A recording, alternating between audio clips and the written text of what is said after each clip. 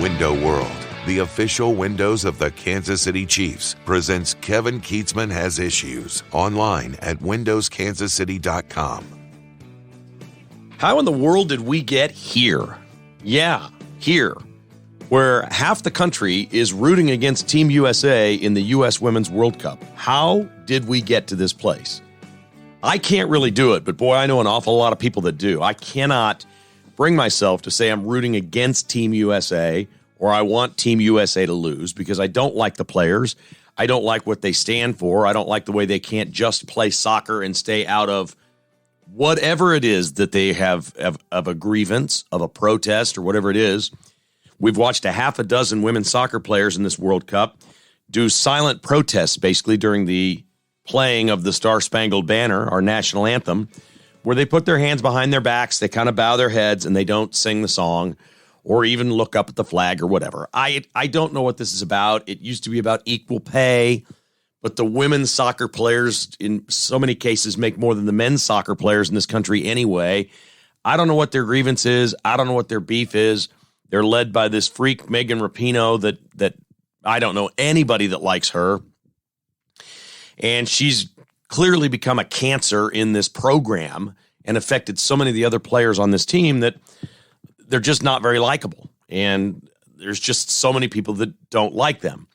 Now we've seen conservatives literally celebrate that this team stinks, lost, eliminated, out, rooting against Team USA. And Megan Rapinoe had a penalty kick. This thing was scoreless. It went into the shootout at the end. And she just chucked one up into the concourse, missed it by a mile. It was awful. And I got to tell you, that did make me feel pretty good. When I saw her choke, I did like that. But I can't say I'm sitting there rooting for Team USA to lose. I just don't have that in me. I certainly don't care about Sweden. It wasn't like I wanted Sweden to win. But it started maybe about a week ago. Megyn Kelly on her podcast called these women's soccer players morons. And she said outwardly, I hope they lose. I hope they just get smoked and they're out. I know a lot of people that felt that way, absolutely felt that way. But when I see uniforms in any sport, whatever it is, when I see a United States uniform competing in something that is global, whether it's Olympics or World Cup or whatever, I can't root against her. I can't do it.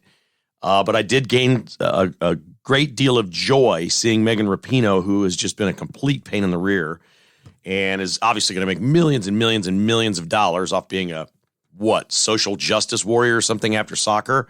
She's 38. This is probably the end for her. And she missed badly. And it could have made all the difference in the world. So, yeah, there was some joy there. Nobody had more fun with this than Donald Trump did. Of course, he goes to Truth Social. And Trump pecks out on Truth Social on Sunday, quote, "The shocking and totally unexpected loss by the U.S. women's soccer team to Sweden is fully emblematic of what is happening to our once great nation under crooked Joe Biden. Many of our players were openly hostile to America. No other country behaves in such a manner or even close. Woke equals failure. Nice shot, Megan. The USA is going to hell. MAGA."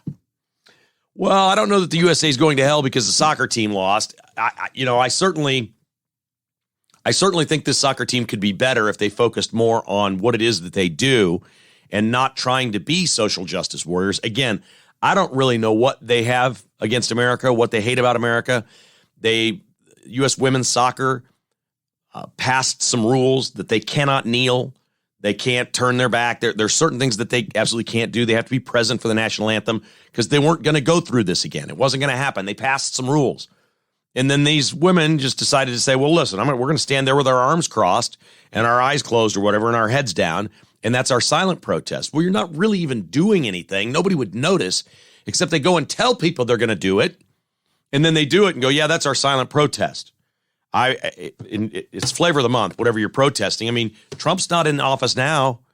They all used to do it. So, our president and the way our country's being run, of course, we're going to bow and we're going to do this and kneel and all these other things. You got everything you could possibly want. You've got an open border, basically unfettered litters of people just swarming in.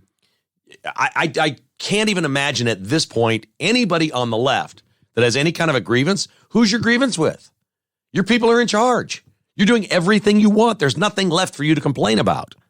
There's literally nothing left for you to complain about. So no, she's not likable.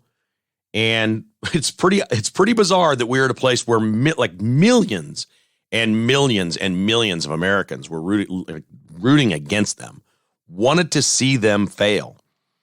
And it's pretty amazing how we got here. We often say America's never been this polarized, whatever, which isn't true because we had a civil war at one point. That was fairly polarized. This is the worst it's been in our lifetimes, I think for most of us, internally, domestically. But it is pretty remarkable that when you have so many people on the left that literally hate this country, what she is, what she stands for, how we got where we are, they have some sort of guilt or don't like our history. They want the Constitution to go away. They want to start over. They want to be one world, one global people, whatever these things are. When you see that and they speak, for every action, there's a reaction. We're going to react. And the reaction from so many conservatives in this country was just sheer joy on social media and absolute trolling of Megan Rapinoe and some of her teammates. I mean, they got it. They in a way, they got a whole spoonful of what they deserve for, flapping their gums, thinking they're the best team, and not make it. There's no reason the United States shouldn't have the best women's soccer team. We have traditionally had that. The other countries are catching up a little, but they shouldn't be there. The United States should still be dominating women's soccer, and it was a completely and utterly embarrassing moment for the U.S. women's national team. And the piling on is just amazing. Absolutely. There's no reason for me to pile on anymore. And you may be one of those that just was overjoyed by seeing Team USA lose. It still hurts me to see the United States lose something. It does not hurt me to see Megan Rapinoe miss a goal or for her personally to lose. That doesn't bother me at all, okay? It just doesn't bother me at all. So I'm somewhere in between here, not jumping for joy, but there was a little bit of fun in there because she was such an integral part of the failure. I mean, you could just basically say it's on her. Her penalty kick was, I joke, she chucked it up into the concourse, basically, went flying way up and over the goal. I'm like, oh boy, that thing never, ever had a chance. And she became the lightning rod very, very quickly. But there you go. 6 players were silent for the anthem at the U.S. Women's World Cup. Half the country rooted against them, and they're very happy to see the liberal soccer team out and gone. And Trump probably did the most piling on. A big weekend as the conference realignment is taking shape with Oregon and Washington to the Big Ten, and then Arizona, Arizona State, Colorado, Utah headed to the Big 12. This is, it almost came out exactly like people were thinking it would a couple of months ago. There was a lot of last-minute moving and shaking and all these other things going on, but the Big 12 will have 16 teams, and I'm hopeful they will rename the conference the Big 16. As you know, the Big 12 was formed in 1928 as the Big 6. Why can't it be the Big 16 at this point? That would certainly work for me. And I didn't think there would be any controversy with any of this time. I mean, okay, so the conference realignment thing's been going on for 15 years. Let alone did I think that the chirping would come from 2 schools' football coaches that were part of realignment years and years and years ago. Eli Drinkwitz at Missouri, Deion Sanders at Colorado. Both had really stern things to say. Now, Deion, I think, likes where he's going. He likes getting into the Big 12. I think it's a better recruiting area for him to go down into Texas.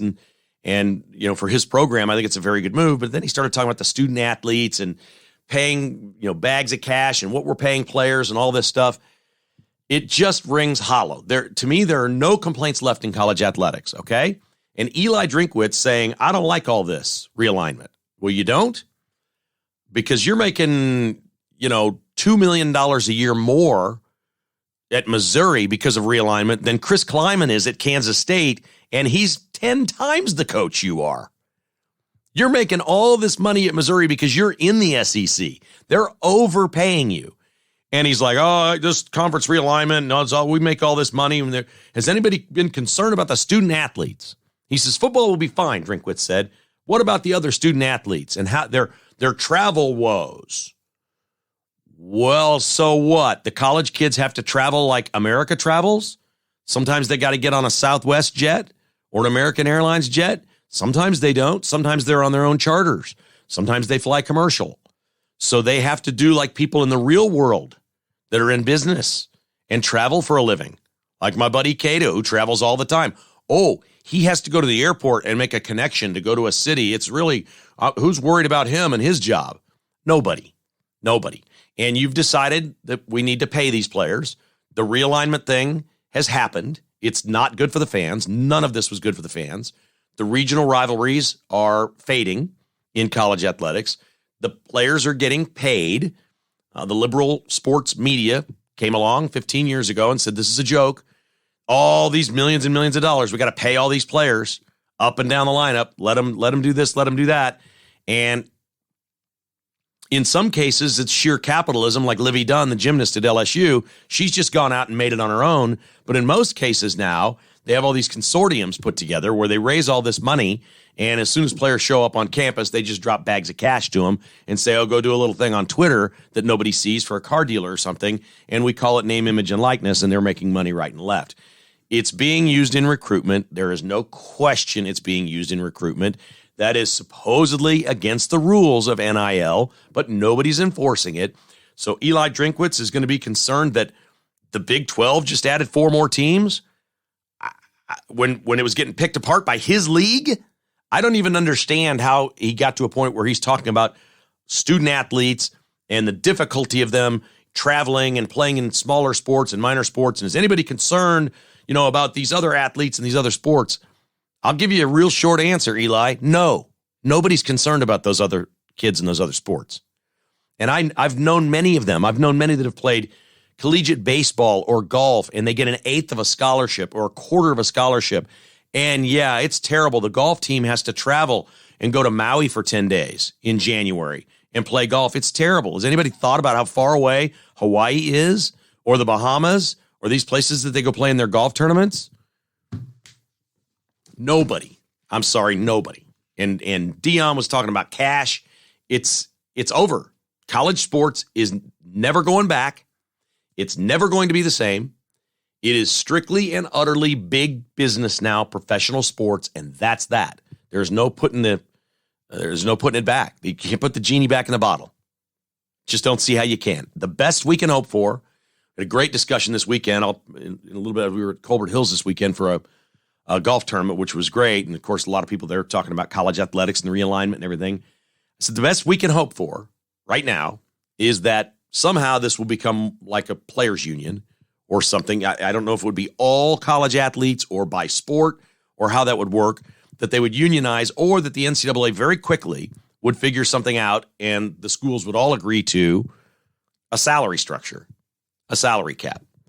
Like maybe college football is a $10 million salary cap. You can spend $10 million on your players every year, but no more. That's what you can spend. Okay?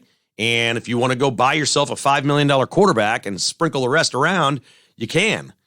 I just think we're going to have to get to that point. It's an arms race now. It's the wild, wild west. That's what everybody uses as a term. And it's been crazy, the things that are going on there in recruiting, in paying players that are already on campus, the transferring. It's got to end. The transferring's got to end. We've got to get to a point where the schools, once again, can count on having players on their roster for at least a couple of years, or make up some sort of rule that you can't transfer in conference or things of that nature. I mean, there has to be some sort of, I'm not a big regulation guy, but this isn't government. This is a sports entity. This is athletics. The NCAA is the governing board. It's essentially the Constitution, the charter of college sports. They've got to put rules in place. They have to fix this. They absolutely have to fix it. So we can all go, blah, blah, blah, we don't like this, this, this. The Big 12 did what it had to do. The Big 12 did great here. All right, the Big 12 survives. They survive. Everybody, for years, the Big 12 is just going to disappear. It's going to be gone. Oklahoma and Texas are eventually going to leave. They're going to go to the Pac-12, and it's going to be toast. And I would always respond with, why would Oklahoma and Texas ever go to the Pac-12? On what planet would they do that? And, of course, they didn't, and they never, ever even thought about it. That would have been a terrible place for Oklahoma and Texas to go. And so there they go off to the SEC, and Colorado made the first move here, which was pretty good after USC and UCLA are headed to the Big Ten. Colorado's like, this league isn't going to make it. We can make $9 million a year more over here in the Big 12. And so they did. And then here came the dominoes.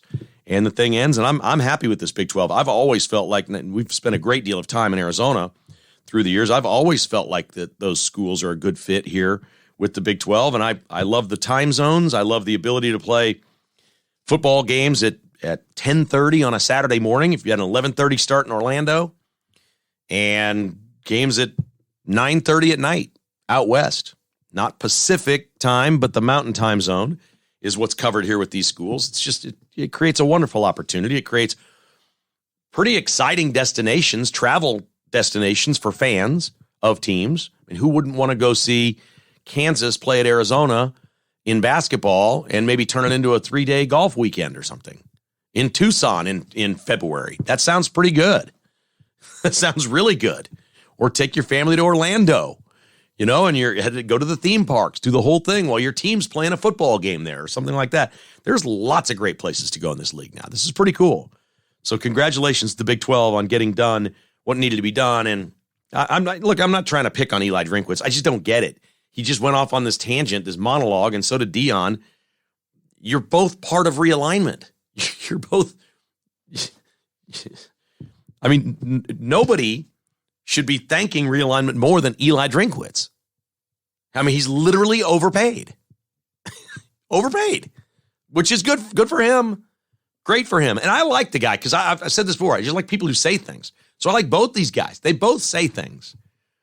I've just, and I don't really have a problem with what they're trying to communicate. I'm just telling you my ears to this. Oh, what about these smaller sport athletes and the travel woes and all that?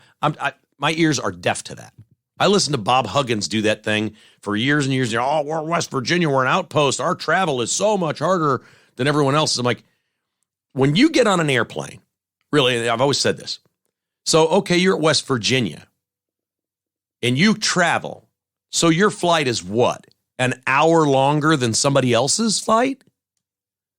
That's it. You got to fly an hour longer than someone else? Planes are fast. I've been on them. They're really fast. Maybe 90 minutes longer. Oh, you had 90 more minutes of flight time than another team.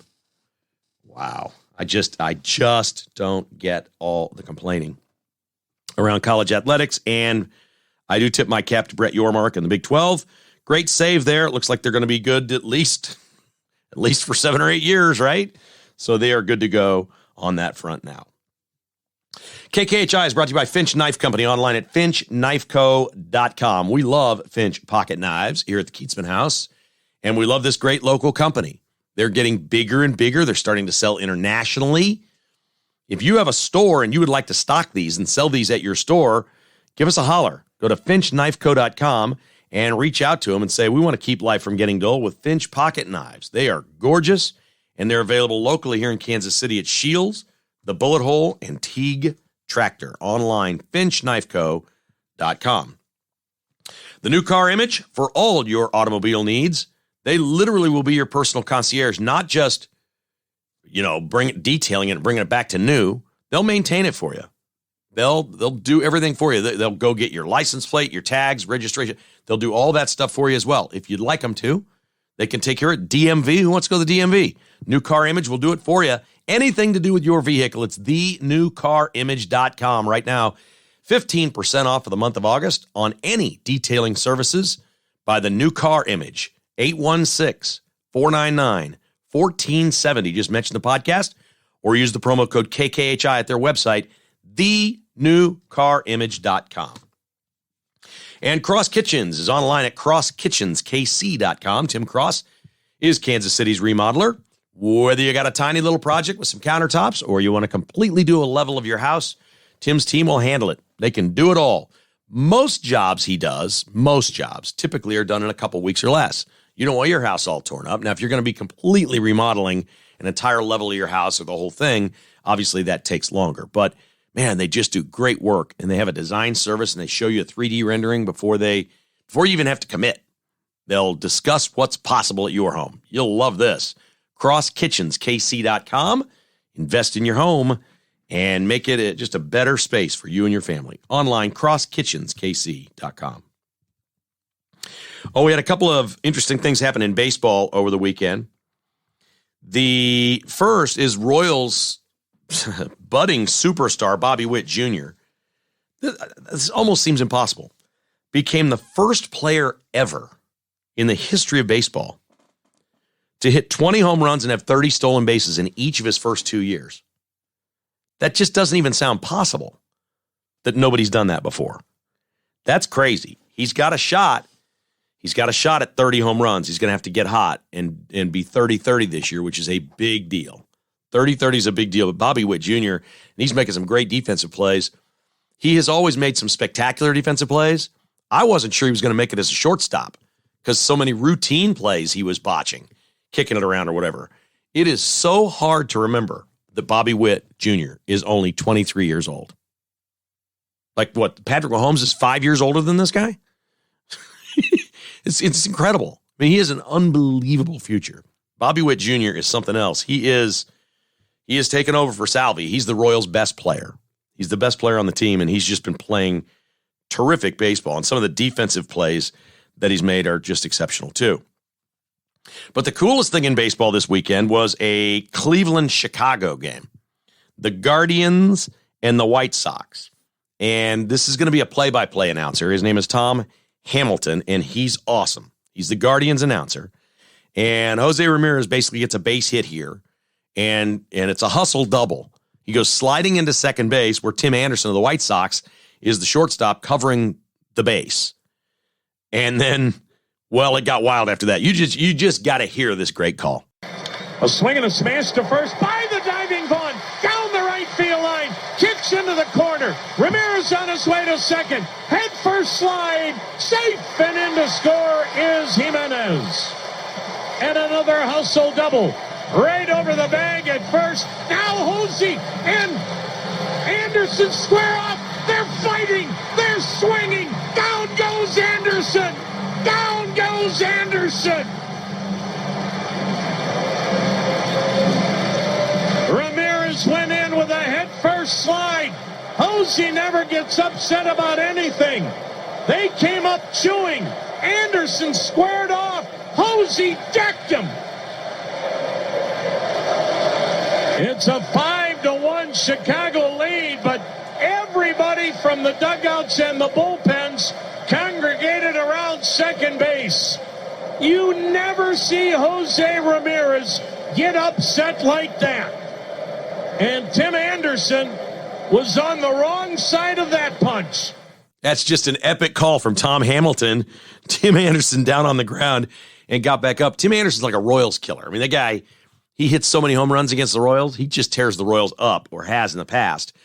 The fight wasn't, I'll be honest with you, the fight was okay. The fight wasn't as great as his call of the fight was. That was a radio call. So Tom Hamilton was not, you were not looking at the video. If you were listening to him, it was the radio call. So that's why he was so detailed in describing it. He actually made the fight sound better than it was, which is what a great announcer does. You know, you're just supposed to hype the thing up, man. And Tom Hamilton just did a great job. That's one of the all-time great calls. Truly one of the all-time great calls. So some fun was had in baseball. Okay, on to golf. And there's a couple things in golf here that we're going to chat about. One is Justin Thomas, who was like the number 2 or 3 player in the world a couple of years ago, didn't make the playoffs, the FedEx playoffs. His game is just gone, AWOL. The big story over the weekend was on the Live Golf Tour. Bryson DeChambeau shot 58. So if you're not a golfer, anytime somebody shoots 59 or 58, it is a huge deal. It's only happened a handful of times on the PGA Tour. It never happened on the Live Tour. And DeChambeau did this. 58 is incredible.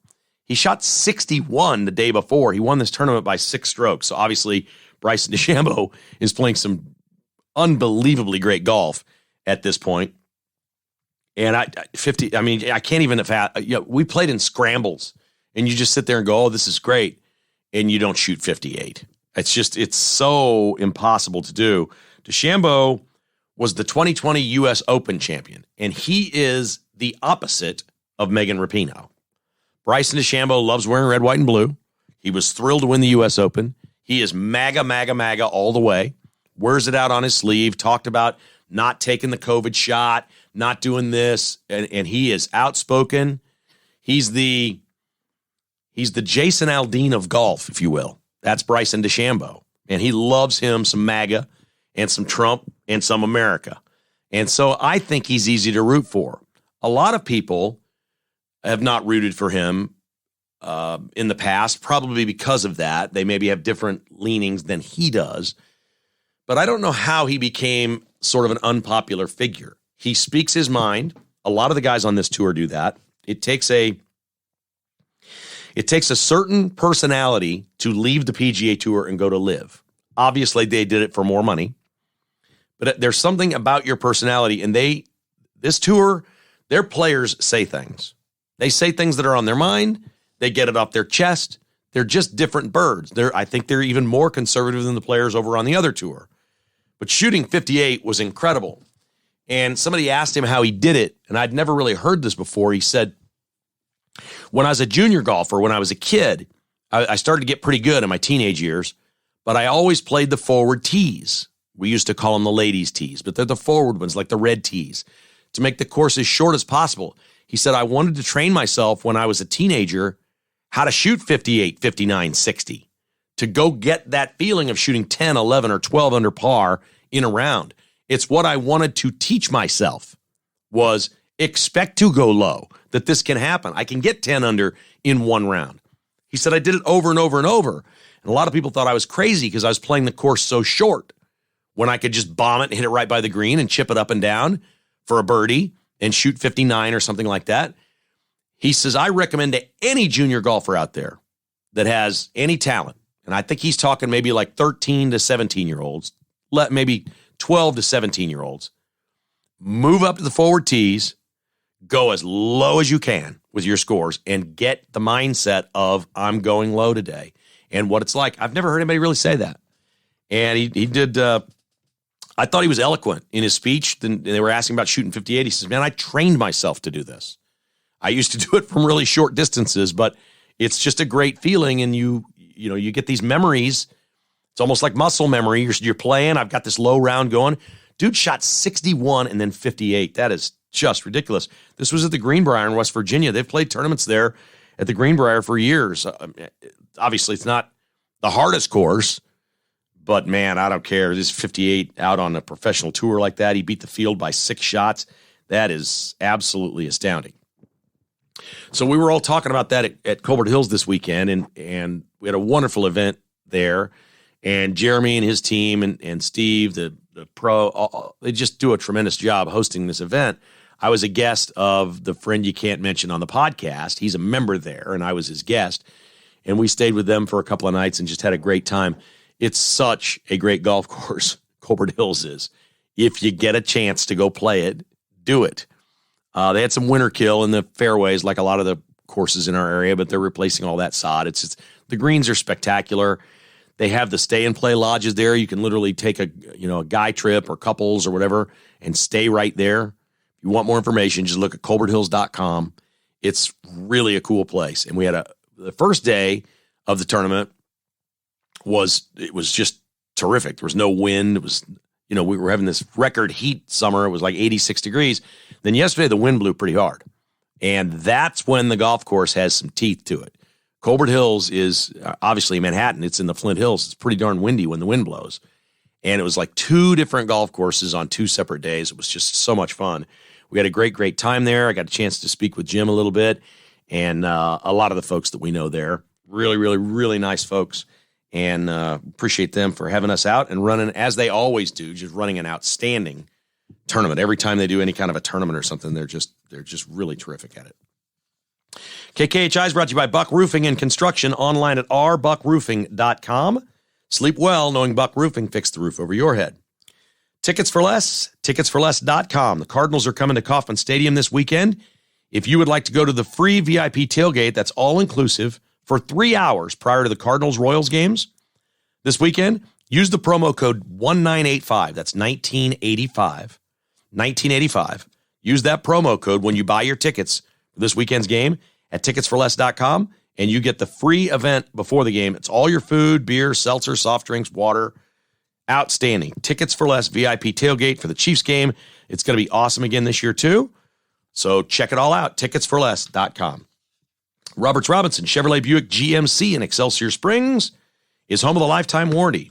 They say we just make it easy at Roberts Robinson, and it's so true. Build your new GM car, truck, SUV, just the way you like it.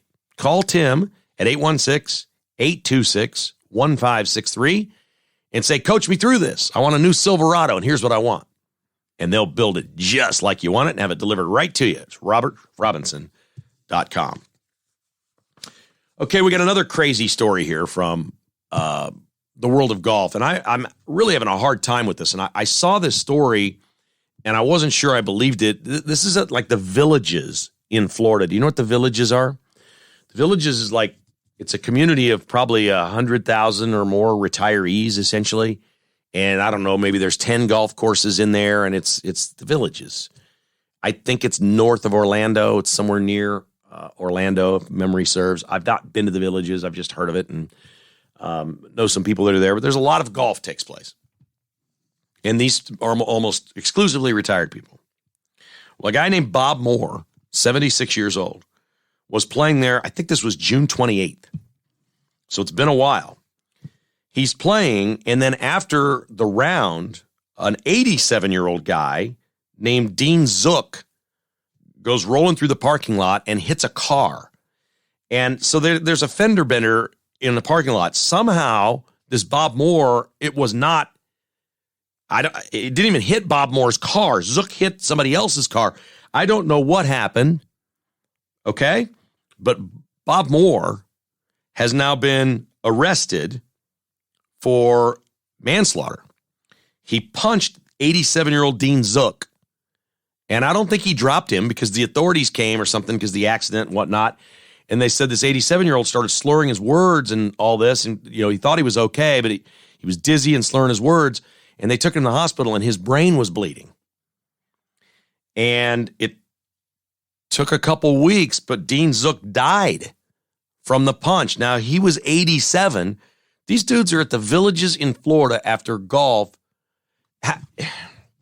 First of all, it's a parking lot fender bender, which never should set anybody off for any reason.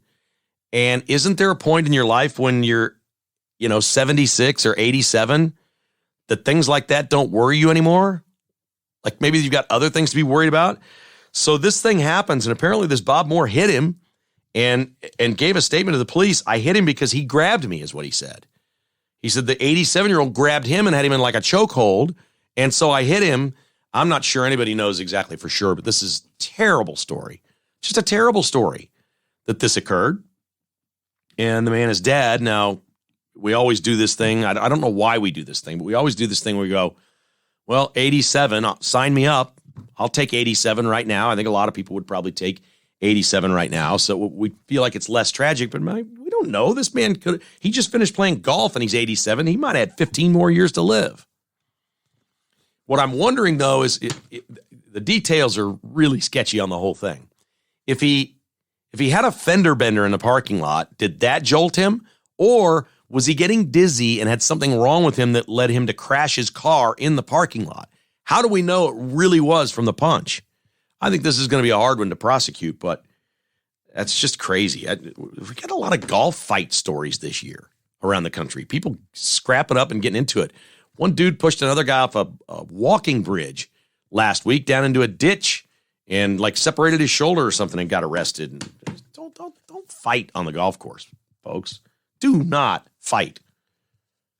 Play golf. Just go play golf. Enjoy yourself. Have a great time. The open air, clean spaces, have some fun. You hit a couple of bad shots, big deal. It's not worth fighting over. Thanks to our friends at Advantage Termite and Pest Control for being a great sponsor. KKHI online at AdvantageTPC.com. Amazing Garage Floors. I'm going to see John and Heather this week. They're going to be coming over. We're going to do a Meet the Sponsor event, a little podcast with them. They're really interesting folks, and you'll get to know them a little bit better when we do that later this week. AmazingGarageFloors.net and Earth Effects Outdoor, the official landscapers of Kevin Keatsman Has Issues. Appreciate all the great work that Daniel and his team do at Earth Effects Outdoor. They're online at eeoutdoor.com. Should be a big week of news here. Chiefs camp's rolling along. We're going to, as we roll toward the weekend, the Chiefs' first preseason game is coming up. So we're going to have a lot of that to talk about. I'm very excited about that. And some of the goings on, everybody's been talking about Patrick Mahomes and his behind-the-back passes that he's throwing in practice. I don't know if you've seen him or not. They're all over Twitter. And here's what I like about the behind-the-back pass that I'm okay with. Now, the one that most people have shared out there from Patrick Mahomes, I don't like that one because he throws it from a low release point and the ball's going up. Okay, the curse of any forward pass is a ball that's going up. Don't ever want that. You don't want it going up because it's just too hard to catch. It's easily tipped and could go pick six the other way. I have no problem with Mahomes learning this behind his back thing, and here's why. I think it's a great play for him to avoid a sack. Like, okay, you've got your little dump down guy over here, and here comes the pressure. How many times have you seen a quarterback either completely eat it, okay, and just take the sack, or try to throw it out there to the running back off in the flat and get their arm hit, and hey, maybe the ball's a live ball. A lot of bad things can happen. If you go behind your back, there's no defender there. The only thing he has to do is make sure it's going forward, because if it's going forward, it's incomplete pass. He can bounce it on the ground and get away with it. Once he's shown that on tape, the officials are going to know this is by rule, that's a forward pass. It doesn't mean you can't throw it behind your back. It has to go forward, and we don't ever want to see one above the waist. That pass really should be about thigh high. If you're going to throw it to the running back, you want to throw it right at his thighs. That's where the ball would need to be. But I think more than anything, it's a great move to avoid a sack that they can't call grounding. If your guy's out there, and the blitz is coming, you're like, whoop, I got to get rid of this thing. I could see him doing that, avoiding a sack with an incomplete. I don't care. Again, I don't care if he completes it. If you're avoiding a sack, I'll just take the incomplete pass.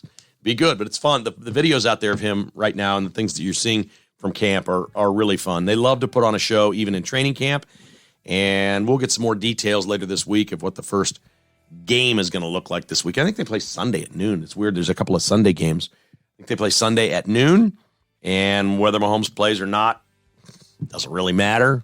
We'll root for the uniforms. We'll turn it on. We'll take a look at some preseason football and see how it goes. We got a lot of that this week as well.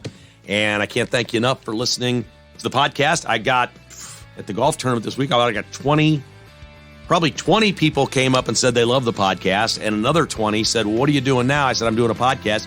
And then I show them how to hit the follow button on their phone, and now they're listening. Good for business. Playing in golf tournaments is good for business. Boy, I'm sure glad you're here every day. As always, thanks so much for listening to Kevin Keatsman Has Issues.